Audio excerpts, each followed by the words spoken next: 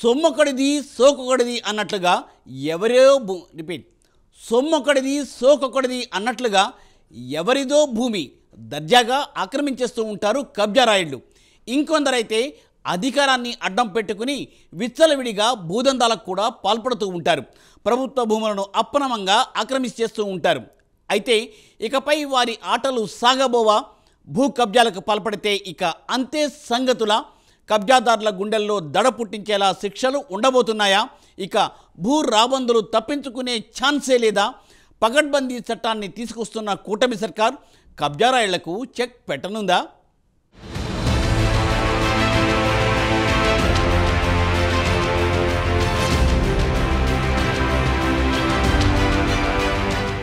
భూ కబ్జా ఈ పేరు అనాదిగా వినపడుతూనే ఉంది.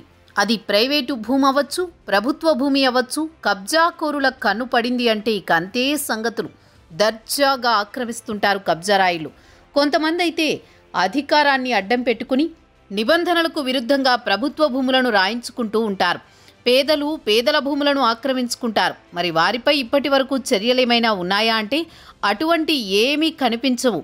పెద్దలు పేదల భూములను ఆక్రమించుకుంటారు. మరి వారిపై ఇప్పటి వరకు చర్యలు ఏమైనా ఉన్నాయా అంటే అటువంటివి ఏమీ కనిపించవు. ఎందుకంటే పేదల భూములు కొట్టేసిన పెద్దలను ఎదిరించడానికి పేదలకు వ్యవస్థలు సహకరించడం లేదు. కోర్టుల చుట్టూ తిరిగే ఓపిక గాని ఆర్థిక స్తోమత గాని ఉండదు. దీంతో కబ్జారాయుళ్లు పేదల భూములను దర్జాగా ఆక్రమించేస్తున్నారు. ఇక ప్రభుత్వ భూములను అయితే అధికారంలో ఉన్న కొంతమంది నాయకులు తమ పేరుతో బదిలీ చేయించుకుంటూ ఉంటారు. అందుకు కొంతమంది అధికారులు కూడా సహకరిస్తూ ఉంటారు. చట్టాల్లో ఉన్న లొసుగులను అడ్డం పెట్టుకుని చాలామంది కబ్జారాయుళ్లు భూములను దర్జాగా దోచేస్తున్నారు. కబ్జారాయుళ్లను ఢీకొనే శక్తి లేక చాలామంది బాధితులు భూములు వదిలేసుకుంటున్న దుస్థితి. ఎవరికి చెప్పుకోవాలో తెలియదు, ఏం చేయాలో పాలుపోదు. రూపాయి కూడబెట్టి 2 సెంట్లు భూమి కొనుక్కుంటే దాన్ని కూడా ఆక్రమించేస్తుంటారు కబ్జారాయుళ్లు. అయితే చాలామంది బాధితులు ఆత్మహత్య చేసుకున్న ఘటనలు కూడా ఉన్నాయి. అయితే ఇకపై కబ్జారాయుళ్ల ఆటలు సాగవు. ఇష్టం వచ్చినట్లుగా భూములు దోచేస్తామంటే ఇకపై కుదరదు. ఎందుకంటే కూటమి ప్రభుత్వం తీసుకొస్తున్న చట్టం అలాంటిది. మరి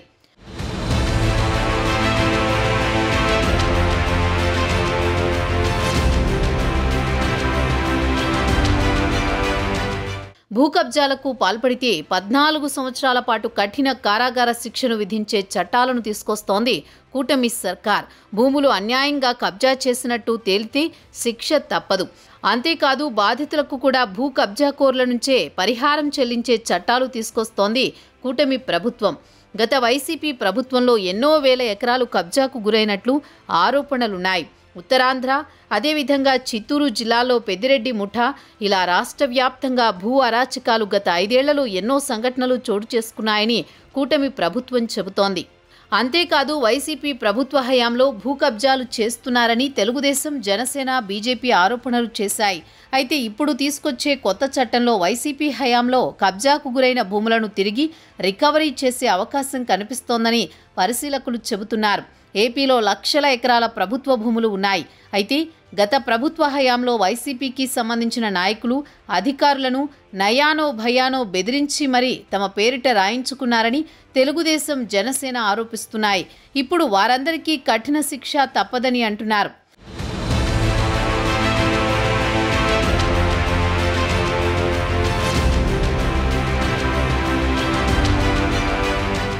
ల్యాండ్ మాఫియాను ఉక్కుపాదంతో అణచివేసేందుకు ప్రభుత్వం పగడ్బందీ చట్టాన్ని తీసుకొస్తున్న తరుణంలో సర్వత్రా ప్రశంసలు కురుస్తున్నాయి.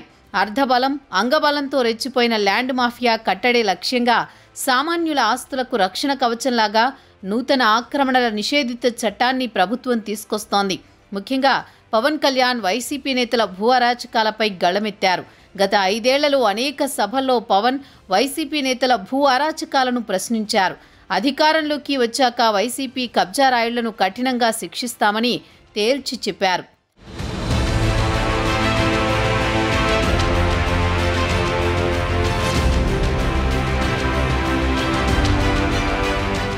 ఒక్కసారి చూస్తే ఇప్పటి వరకు ఇష్టారీతిన భూ కబ్జాలతో ప్రభుత్వ, ప్రజల ఆస్తులను కొల్లగొట్టారు. రాజధాని ప్రాంతంలోని గుంటూరు జిల్లాతో పాటు అటు పల్నాడు, ఉత్తరాంధ్ర, ఉమ్మడి చిత్తూరు జిల్లా, ఇటు బాపట్ల జిల్లాల్లో ల్యాండ్ మాఫియాకు సంబంధించిన కబ్జాదారులు రాజకీయ పలుకుబడితో పాటు పోలీసులను గుప్పెట్లో పెట్టుకుని మరీ యథేచ్ఛగా తమ కార్యకలాపాలను కొనసాగించేవారు. ఎవరైనా వీరి అక్రమాలను అడ్డుకునేందుకు ప్రయత్నిస్తే వారిపై తప్పుడు కేసులతో వేధింపులకు గురి చేసేవారు.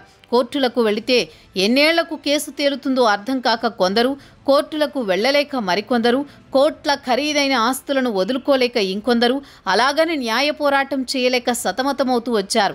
అంతేకాక ఎవరైనా వారిని ధీటుగా ఎదుర్కొని పోలీసులకు ఫిర్యాదు చేసినా చట్టంలో ఉన్న లొసుగులను అడ్డుపెట్టుకుని స్టేషన్ బెయిల్పై వచ్చి ఆయా భూ యజమానులకు హెచ్చరికలు చేస్తూ తమ భూ కబ్జాల పర్వం కొనసాగిస్తూ వచ్చారు. కొన్ని సందర్భాల్లో ల్యాండ్ మాఫియా, కొంతమంది అధికారులు, మరికొందరు పోలీసులు చేతులు కలిపి భూ కబ్జాలను తెలివిగా సివిల్ వివాదమంటూ ఉన్నతాధికారులను, చివరకు చట్టాన్ని సైతం తప్పుదారి పట్టించే ప్రయత్నం చేసి కోట్ల ఖరీదైన అమాయకుల భూములను అప్పనంగా కొట్టేసిన ఉదంతాలెన్నో ఉన్నాయి.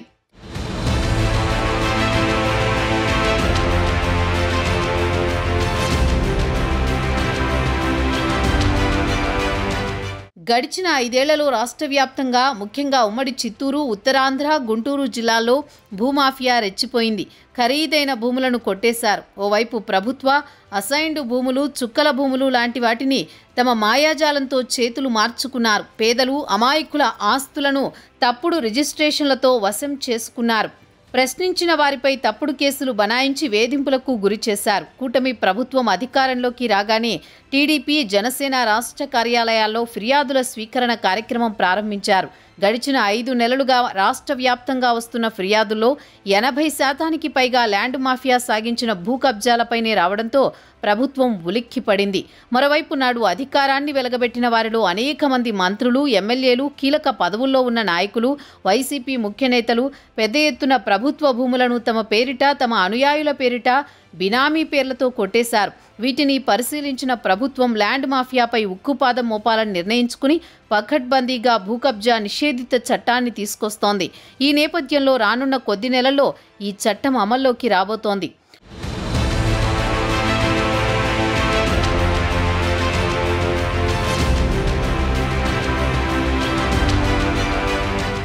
అమాయకులు, వృద్ధులు, ఎన్ఆర్ఐల భూములపై కన్నేసి తప్పుడు డాక్యుమెంట్లు సృష్టించి డబుల్ రిజిస్ట్రేషన్ చేసి వివాదం సృష్టిస్తే కోర్టుల చుట్టూ తిరగలేక వారే దారికి వస్తారులే అని ఇప్పటిదాకా భూములు కొల్లగొట్టిన ల్యాండ్ మాఫియా ఆటలు ఇక సాగవు. కొత్తగా రాబోతున్న చట్టం ప్రకారం ఏ వివాదమైనా సరే 6 నెలల్లో విచారణ పూర్తి చేసి తీర్పు వెలువరించాల్సి ఉంటుంది. ఇంతకు ముందు మాదిరిగా కేసు కొట్టేయడం కాదు. భూమి ఆక్రమించినట్టు తేలితే నిందితుడిపై కఠిన చర్యలు ఉండనున్నాయి. నిందితుడికి 14 ఏళ్లకు తక్కువ కాకుండా జైలు శిక్ష విధించనున్నారు. అంతేకాదు ఆక్రమించిన భూమి విలువతో పాటు 3 రెట్ల వరకు నిందితుడి నుంచి నష్టపరిహారం వసూలు చేయనున్నారు. ఇందుకుగాను ప్రతి జిల్లాలో ప్రత్యేక కోర్టులు ఏర్పాటు చేయనున్నారు. ఆయా కోర్టుల్లో కేవలం భూ కబ్జా కేసులు మాత్రమే విచారించనున్నారు. ఇక భూ ఆక్రమణలకు సంబంధించి ఆయా కోర్టులే డైరెక్ట్గా సుమోటోగా కేసుల విచారణ చేపట్టే అధికారాలు కూడా కల్పించనున్నారు. భూ కబ్జాలకు పాల్పడే మాఫియాకు ఏమాత్రం అవకాశం, లొసుగులకు ఆస్కారం లేకుండా కొత్త చట్టాన్ని తీసుకొస్తోంది కూటమి సర్కార్.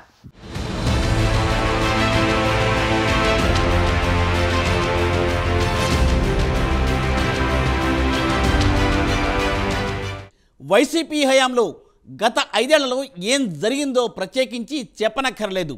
పవన్ కళ్యాణ్ వైసీపీ హయాంలో జరిగిన అవకతవకలపై పోరాటాలు చేశారు. సెటిల్మెంట్స్, ల్యాండ్ కబ్జాలు వంటి వాటిపై తీవ్రంగా రియాక్ట్ అయ్యారు జనసేనాని. వైసీపీకి అడ్డుకట్ట వేయడానికే తమతో కలుపుకుని టీడీపీ, బీజేపీలతో కూటమిని ఏర్పాటు చేశారు. ఇక కూటమి అధికారంలోకి వచ్చిన తర్వాత వైసీపీ హయాంలో జరిగిన ఒక్కొక్క అరాచకాన్ని వెలికితీస్తూ ప్రభుత్వం కఠిన చర్యలు తీసుకోవడం వెనుక జనసేనాని కీలక పాత్రను పోషిస్తున్నారు. అటు సోషల్ మీడియా సైకోలనే కాకుండా ఇటు భూ కబ్జాకోర్లను అదుపు చేసేందుకు కూడా కఠిన చట్టాలు తీసుకొచ్చేలా పవన్ తన వంతు పాత్రను పోషిస్తున్నారు. వైసీపీ పాలిట పవన్ యమకింకరుడిలా మారారా? వైసీపీ హయాంలో జరిగిన భూ భాగోతాలన్నీ బయటకు రాబోతున్నాయా? పేదవాళ్లకు ఒక రకంగా, పెద్దోళ్లకు ఇంకో రకంగా చట్టాలు పనిచేస్తున్నాయి అన్నది తరచుగా వినివచ్చే ఆరోపణ. అయితే కూటమి ప్రభుత్వం కొలువు తీరాక పవన్ కళ్యాణ్ చెప్పినట్లే వ్యవస్థలో పెను మార్పులు సంభవిస్తున్నాయి. తప్పు చేస్తే ఎంతటి వారైనా సరే కఠినంగా శిక్షించాలి అన్నది పవన్ అభిమతం. అందుకు చట్టాలను కఠినంగా పదునుగా మార్చాలని పవన్ ఎప్పుడో చెప్పారు. వైసీపీ నేతల పాపాలకు తగిన శిక్ష తప్పదని జగన్ హయాంలోనే హెచ్చరించేశారు పవన్.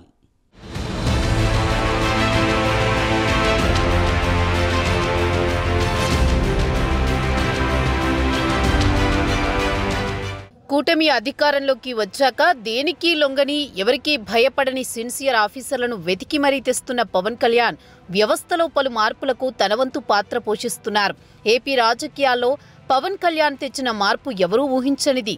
అందరూ నాయకులానే పవన్ కూడా ఏదో సాధారణ పరిపాలన చేస్తారులే అని కొందరు భావించగా, ప్రజల నమ్మకాలను మించి తనదైన పంథాలో నీతి నిజాయితీలతో వ్యవస్థలో మార్పు తీసుకువచ్చే దిశగా పవన్ రాజకీయం, అదేవిధంగా పరిపాలనా విధానం కొనసాగుతోందని రాజకీయ పరిశీలకులు చెబుతున్నారు. జగన్ని ఓడించిన ఆయన పాలనలో జరిగిన దారుణాలన్నింటినీ ఒక్కొక్కటిగా కనుగొని వాటిపై విచారణ జరిపించి నష్ట నివారణ చర్యలు చేపట్టడమే పవన్, చంద్రబాబులకు పెద్ద పనిగా మారింది. ముఖ్యంగా పవన్ కళ్యాణ్ అయితే జగన్ హయాంలో జరిగిన అక్రమాలను వెలికి తీసేందుకు స్పెషల్ ఆఫీసర్లను ఏపీకి రప్పిస్తుండడం సంచలనంగా మారింది. అంతేకాదు అరాచక శక్తుల కోసం ప్రత్యేక చట్టాలను తీసుకురావడానికి తన వంతు కృషి చేస్తున్నారు.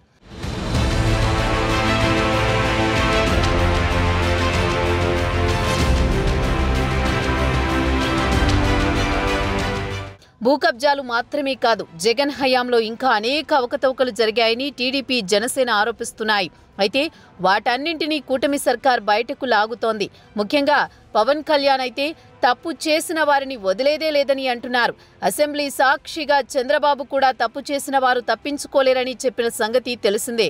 ఎక్కడ ఏ శాఖలో ఏ తప్పు జరిగిందో, ప్రజాధనం ఎవరు దుర్వినియోగం చేశారో అంతా లెక్కలతో సహా సిద్ధం చేస్తోంది కూటమి సర్కార్. త్వరలో అందరి లెక్కలు తేల్చబోతోంది ప్రభుత్వం.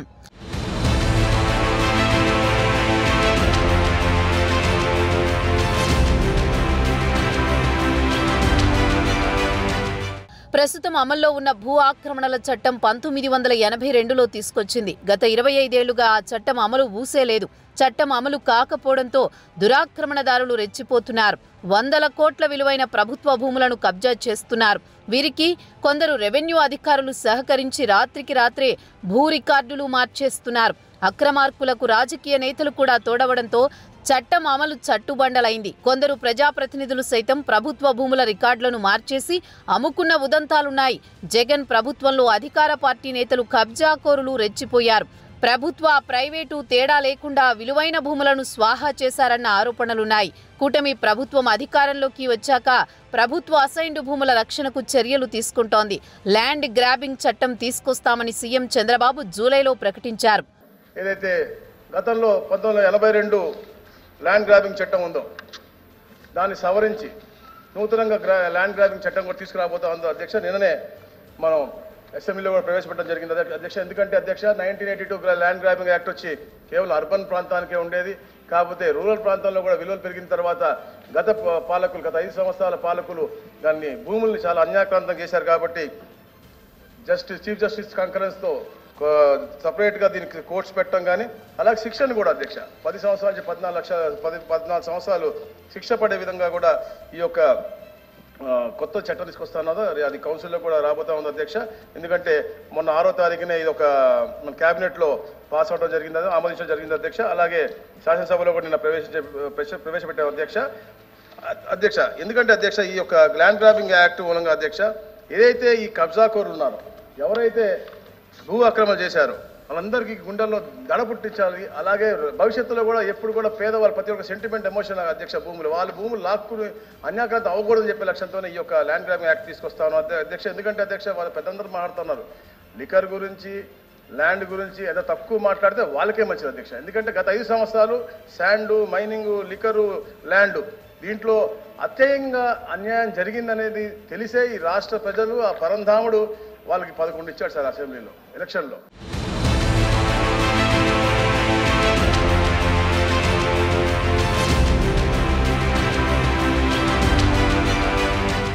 రాష్ట్రంలో జరిగిన భూ కబ్జాలపై శాసనమండలిలో ప్రశ్నోత్తరాలు జరిగాయి. ఎమ్మెల్సీల ప్రశ్నలకు మంత్రి అనగాని సత్యప్రసాద్ సమాధానమిచ్చారు.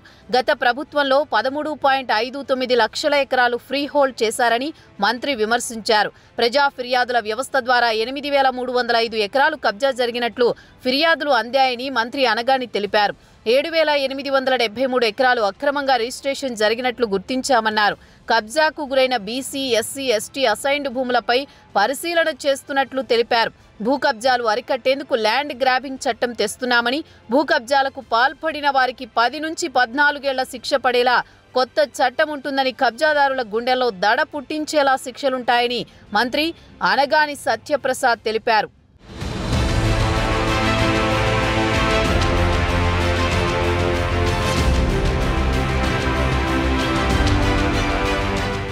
వైసీపీ ప్రభుత్వంలో జరిగిన అక్రమాలు, అవినీతికి సంబంధించి ఆధారాలు బయటపడుతున్నాయి. విచారణలో అప్పటి అధికారులు, నాయకుల ఘనకార్యాలపై నివేదికలు రెడీ అయ్యాయంటున్నారు.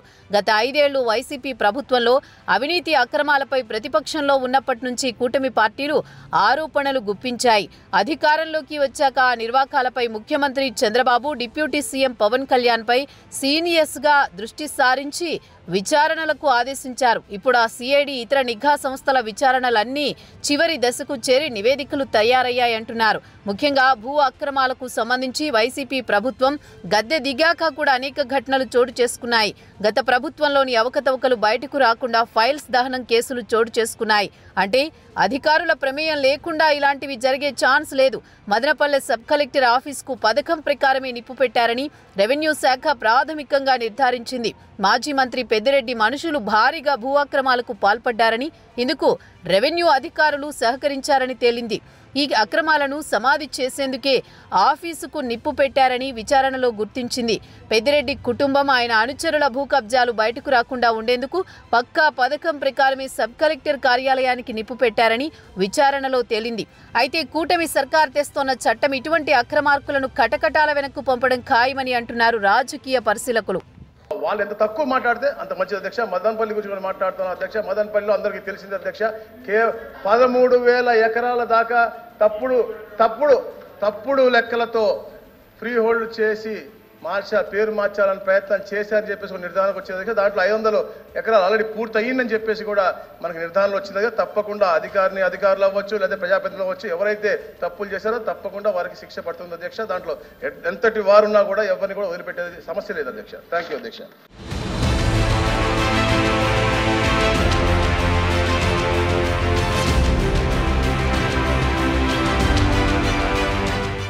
సోషల్ మీడియా పోస్టులైనా, భూ కబ్జాలు, ఏ అరాచకాలైనా సరే, తప్పు ఎవరు చేసినా సరే ఇకపై కఠిన శిక్షలు తప్పవు.